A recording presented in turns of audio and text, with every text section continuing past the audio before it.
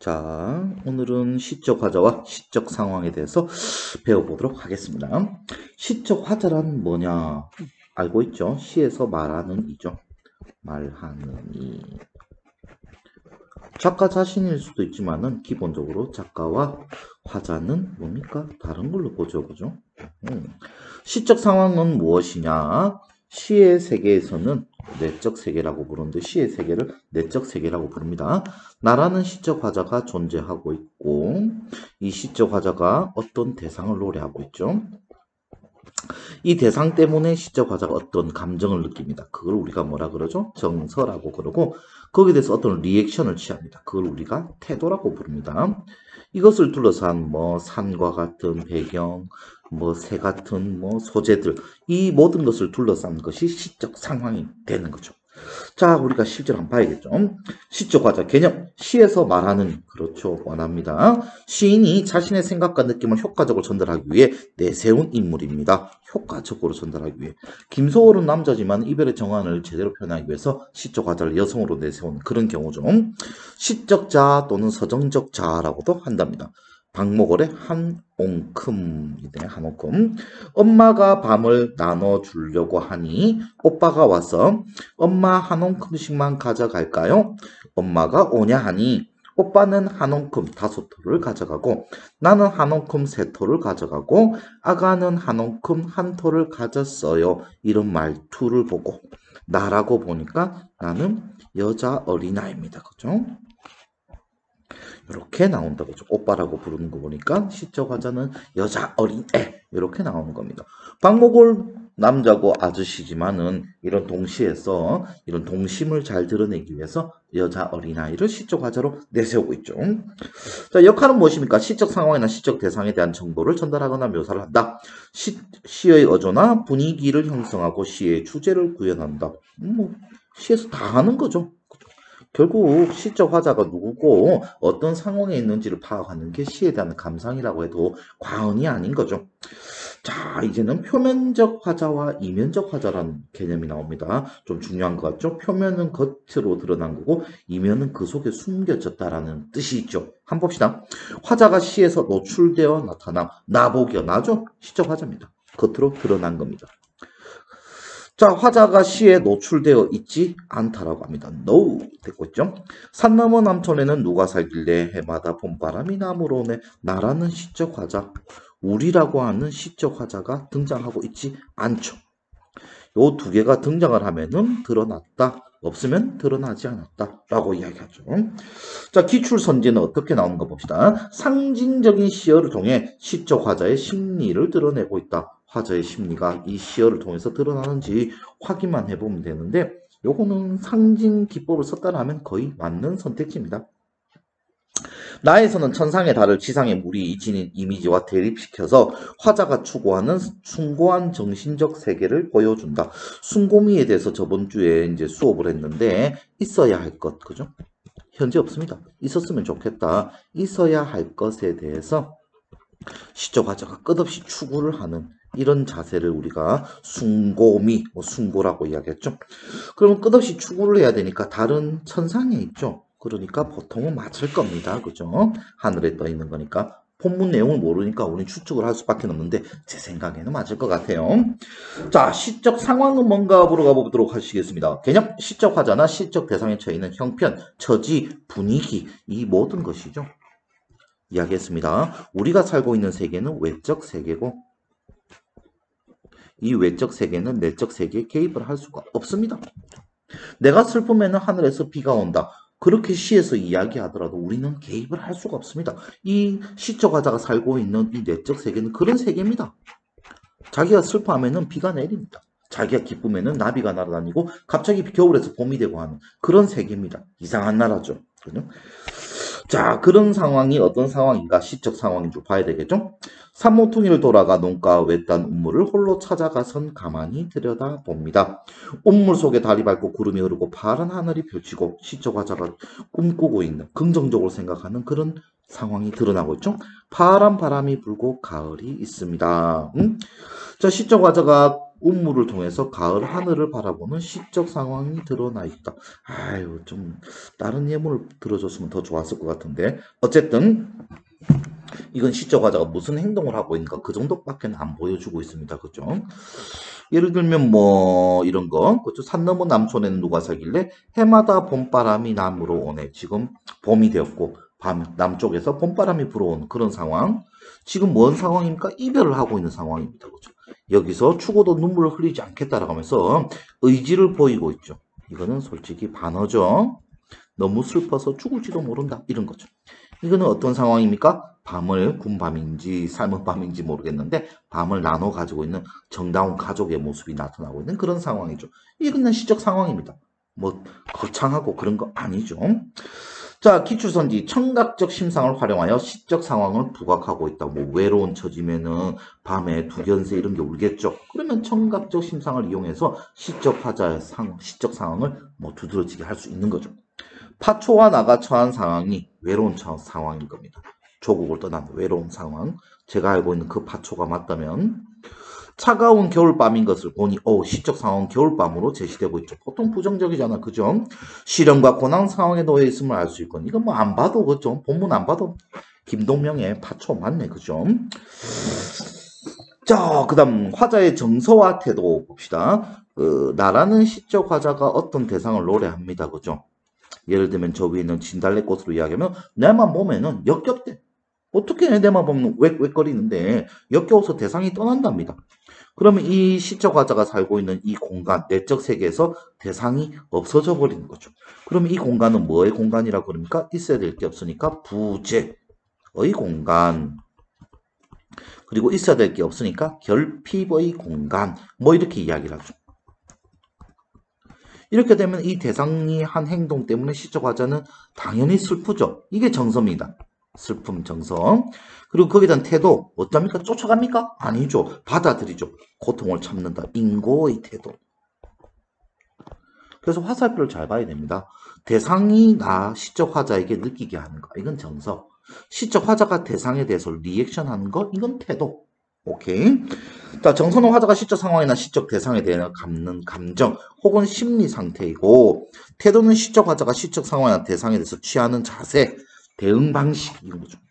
서로 다르죠. 여기서 화살표가 뻗어나가느냐, 여기서 화살표가 오느냐, 이 차이 구분 잘해야 될 것 같습니다. 자, 화자의 태도 너무 많죠. 의기적인 태도, 성찰적 태도, 예찬적 태도, 관조적 태도, 자조적, 냉소, 달관 뭐 많습니다. 그죠? 한번 빨리빨리 봅시다. 의지, 지금은 눈 내리고 매화향기 홀로 가득하니 지조절기 아니겠습니까? 광복을 노래하고 있는 이육사 선생님의 광야라는 노래입니다. 그렇죠? 네, 여기 가난한 노래 씨를 뿌려라. 어이구, 이 작품 안 했으면 큰일 날 뻔했습니다. 뭐뭐어라 명령형을 쓰고 있죠. 명령형을 쓰면은 거의 90% 의지입니다. 왜? 시적 화자는 보통 독백이 많기 때문에 화자가 자기 자신한테 명령을 하죠. 자기 자신한테 명령을 하는 것은 보통 의지적 태도죠. 그리고 비슷하게 청류형도 보통 가자 이렇게 하면서 의지를 나타내기도 합니다. 다시 오랜 세월 천고 뒤에 백마 타고는 초인 광복일 수도 있고 우리 민족일 수도 있고 있어서 이 광야 만주벌판에서 몽노와 부르게 하리라 리리 의지죠.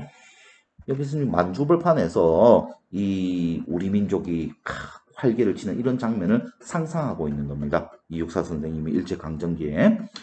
아직도 우리는 만주벌판을 차지하지 못했으니까 이육사 선생님이 원하는 그런 광복은 아직 안 온 거네요. 그죠? 가슴이 아픕니다. 성찰, 자아성찰이죠. 반성하는 그런 태도입니다. 화자 자신의 삶이나 내면을 돌이켜본다. 반성이죠. 삼원통이 돌아가 농가 외딴 우물을 홀로 찾아가서는 가만히 들여다봅니다. 홀로. 왜 혼자 갔을까요? 내면 성찰을 위해서.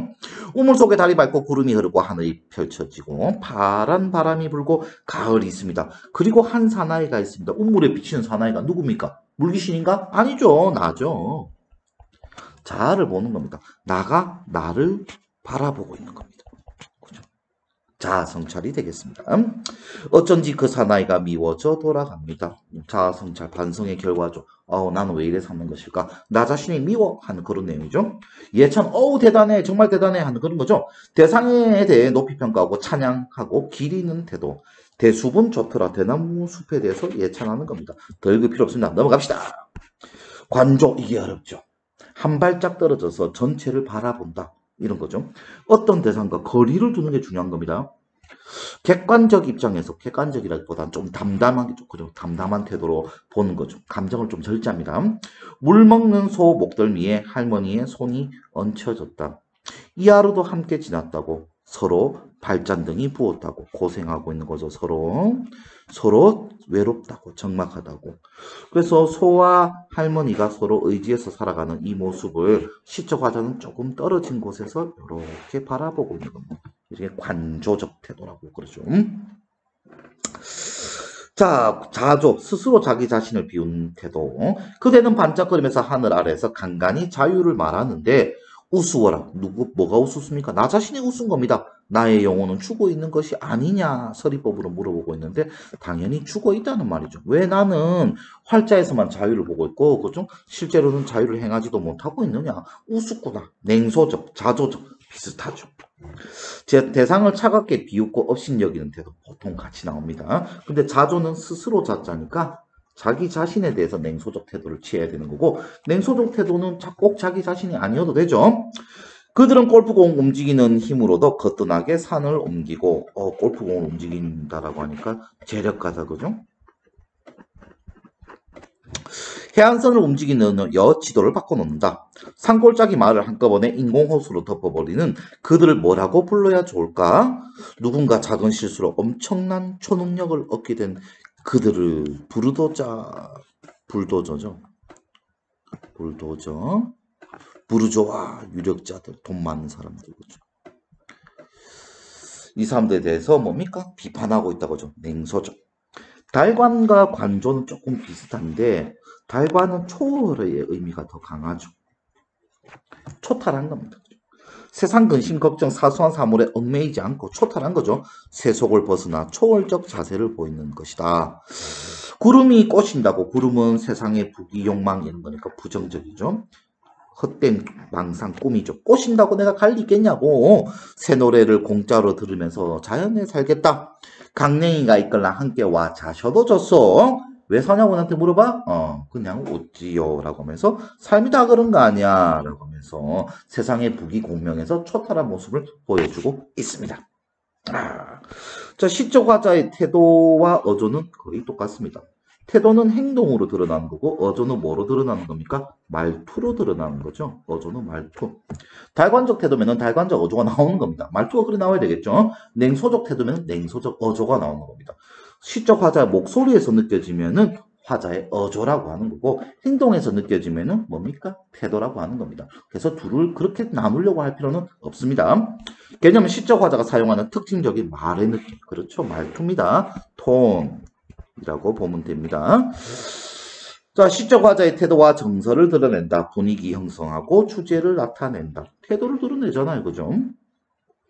영탄적 어조, 고백적 어조, 이건 자아성찰이잖아요. 그죠? 풍자, 비판적 어조, 애상, 슬퍼, 남성적 어조, 여성적 어조, 뭐 이렇게 쭉 많이 있는데 이런 것만 나왔는 거죠? 산산이 부서진 이름이여 느낌표 탁. 허공 중에 흩어진 이름이여 느낌표 탁. 불러도 주인 없는 이름이여 느낌표 탁. 영탄법이죠. 그죠? 부르다가 내가 죽을 이름이여. 더 이상 못하겠다. 목이 아파서. 자, 고백적 어조. 남을 사랑하는 사람이 되고 싶었는데 남보다 나를 사랑하는 사람이 되고 말았다. 이기주의자가 되고 말았다. 라고 고백하고 있다. 그죠? 풍자. 샤를르 보를레르 유명한 문학하는 사람인데 800원. 칼 샌드버거 800원. 프란츠 카프카 유명한 문학 소설가죠. 800원. 이본 본느프와 1000원. 에리카 종 1000원. 가스통 바슐라르 1200원. 이하브 핫산 1200원. 제레미 리프킨 1200원. 위르겐 하버마스 1200원. 시를 공부하겠다는 미친 제자와 왜? 이겁니다. 유명한 철학자 그리고 문학인들을 돈으로 매기고 있는, 물론 지금 커피 이름을 이렇게 유명한 사람들 이름으로 해놓은 건데 지금 이렇게 물질화되고 있는 산업사회에서 시를 공부하겠다는 것은 미친 거와 마찬가지다라는 자조적이고 풍자적인 것이죠. 커피를 마신다. 제일 값싼 프란츠 카프카. 시인은 가난해. 애상적 슬프죠. 울음에 장사 끝에 남은 고기 몇 마리에 빛을 발하는 눈깔들이 속절없이 은저만큼 손 안 닿는 한이던가. 물고기를 다 팔아야 되는데 못 팔았죠. 그럼 뭐의 한입니까? 돈이 없는 한이잖아. 돈 은저만큼 손이 안 닿아. 가난의 한이죠. 가난의 한. 풀릴 길이 없는 이놈 한. 울음매야, 아 울음매 하면서 우는 엄마 또는 우리 엄마 둘 다 되는 중이법이죠. 슬픕니다. 다시 천고디에 백마 타고는 초인이 있어. 아까 봤던 이 육사 선생님의 글이다 그죠? 이 광야에서 목 놓아 부르게 하리라라라. 의지적이고 남성적이다. 오케이. 내 마음의 김영랑 남성입니다. 남자 작가죠. 근데 여성 어조로 씁니다. 내 마음의 때때로 어리우는 티끌과 속임없는 눈물의 간곡한 방울방울. 김영랑 선생님이 참 시어 예쁘게 단원되는 천재적인 사람입니다. 푸른밤 고이 맺는 이슬 같은 보람을 보물인 듯 감추었다가 내어드리지. 내 마음 아실이죠. 그 사람을 만나면 이런 것들을 보물처럼 내어드리겠다라는 그런 내용이었습니다. 자, 여기까지 오늘 우리 문학에서 시적 화자와 시적 상황에 대해서 쭉 봤습니다. 그죠? 시적 화자는 시에서 말하느니, 시적 상황은 시적 화자가 시에서 처한 상황. 그렇습니다. 정서는 그 대상에서 느껴지는 감정이고, 거기에 대한 리액션이 태도라는 거. 이 태도를 말로 드러내면 어조가 된다는 것까지 오늘 우리가 배워봤습니다.